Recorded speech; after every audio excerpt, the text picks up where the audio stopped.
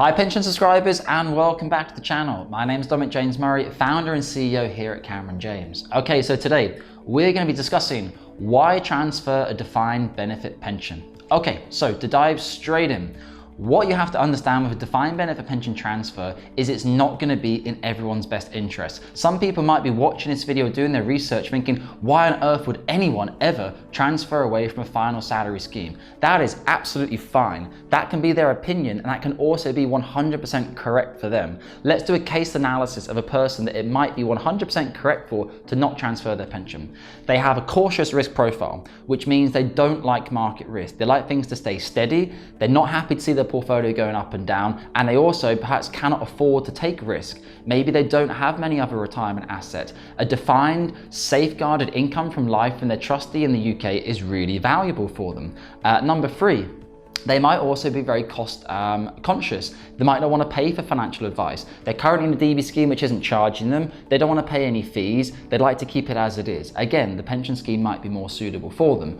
Also, someone who potentially has very good life expectancy. Whilst that's very subjective and difficult to understand, if you don't have any hereditary issues, if you don't have any ill health, there's a higher chance that you might live longer during your retirement, and as such, get a greater value from your defined benefit scheme. That's a rough example of someone who might be thinking, well, actually, why on earth would I move out? I think I should stick with my scheme. And generally speaking, if a client like this comes through to us at James, we will tell them at a very early stage, we don't even think you should start the advice process because of all the information you've given us. We just don't think it's suitable for you. On the other side of the equation, you have clients who might have the opposite situation of that. They might have a high level of experience in investments, and they understand markets go up and down. They're comfortable that the S&P can go up and down 1, 2, 3% within inside a day, and this will affect their pension pot, which will go up and down. Generally speaking, over the course of time, the S&P 500 has returned 10% per annum over the course of the past 30 years, and they might be comfortable with that level of volatility and after that type of growth.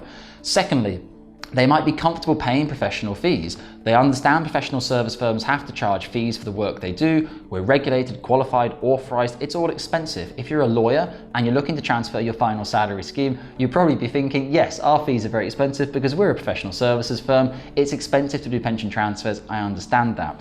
Thirdly, they may have significant assets beyond their DB scheme. I had a lady in the UK recently. She was transferring two relatively small DBs. One was 30,000, frustratingly 32,000, so she had to get final salary advice. The other one was 140,000. Now, typically speaking, that's quite a small DB transfer values, and normally you'd be thinking, ooh, not sure about that. The client had 2 million sitting in a Coutts bank account, you know, which she invests, and she's used to understanding with her financial advisor. So for her, these assets were almost insignificant. By the time we added in her property, her assets, her estate, it was almost a pain for her to maybe be receiving an annual pension income from this scheme randomly for the rest of her life.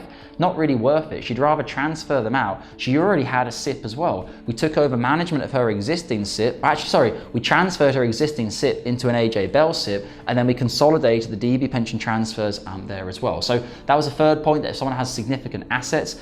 And finally, some people just might want control. Some people might not want to have an annual pension in retirement. Maybe they don't need it. Maybe they want to retire later in life. They don't want to have the income now. A lot of my clients are working later. They're working till 65, 70, 75. If they take a pension income now, it will actually push them into a higher tax bracket rather than, say you're 65 at your normal retirement age, take the final salary scheme, put it into a SIP, defer the income. Take the income in your 70s, 80s, 90s if you're lucky enough to get there, when your tax rate will come right down, or pass the money on to your beneficiaries, whatever you might do. So final salary pension transfers is completely and utterly subjective to that person's goals and that person's outlook on life. A final salary pension transfer can be wholly unsuitable for one person, and someone with exactly the same pension, the same CETV, the same everything, it might be wholly suitable for them based on their own situation. Guys, I hope this has been valuable. If you want to have a conversation with myself to talk specifically about your pension, head below to the description section where you can find a link to my Calendly where you can book in for a day and a time which is most suitable for yourself, or feel free to drop me a more informal message on WhatsApp where we can kick off the conversation there and ultimately look to get you booked in for an appointment at a later point. Guys, I hope you found the video useful today. As always, please hit the big red subscribe button to keep my manager happy. Look forward to speaking with you soon, and have a great day. Thank you.